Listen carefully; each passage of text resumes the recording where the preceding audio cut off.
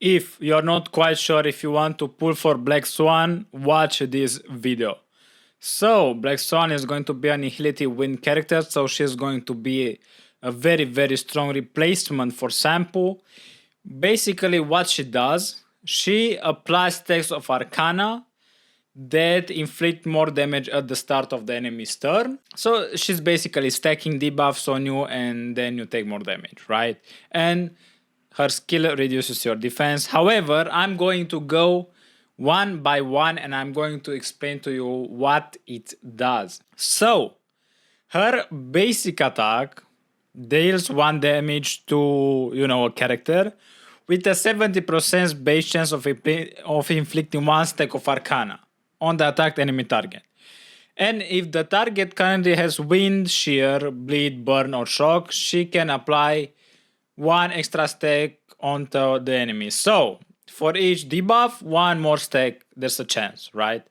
So, you can apply up to 5 stacks of Arcana with 1 basic attack. Okay, the skills deals minor damage to a single target and any adjustment target. So adjustment means to the left and to the right, right? With a high chance of inflicting Arcana on each one, right? And lowering the defense for 3 turns. This is 100% chance. So the skill is 100%. And the basic attack is 70%, right? The ultimate inflicts Epiphany on all enemies for 2 turns. Enemies affected by Epiphany takes 30% more damage in their turn, and their sacrament effect is regarded as Wind, Shear, Bleed, Burn, and Shock effect. So basically, this AoE damage, and there's a debuff that makes the enemies take 30 more damage, and while this persists, it is called that the debuff has Wind, Shear, Bleed, Burn, and Shock effect. So basically, if you do a skill after the ultimate, you can apply 5 stacks of Arcana with 1 single cast, right? So the stack does not reset. Effect can be triggered up to 1 time in Epiphany's duration, so it's only 1 time, right? And its charges are replenished when Epiphany is applied again, so when ultimate is done again, right? And there's also an interesting talent that I'm going to put the description on the screen because I'm so lazy to explain to you. But basically, based on how many Arcana stacks you have on the enemies, they take different types of damages, right? So this is what they do.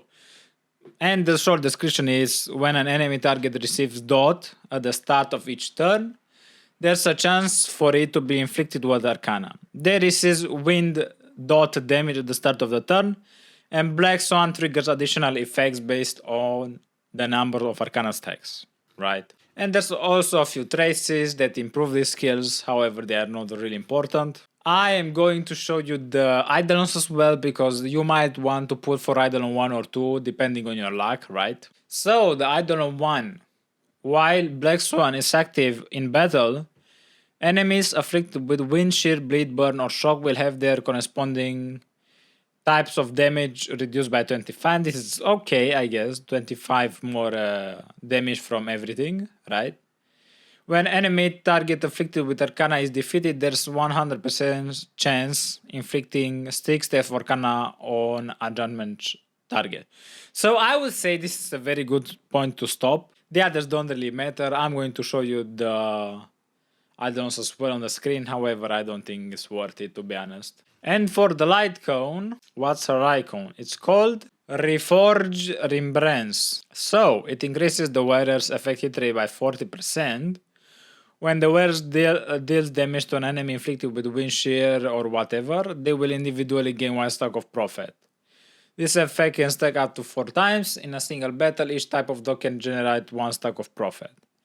Every stack of Prophet increases the wearer's attack by 5% and dot will ignore 7.2%.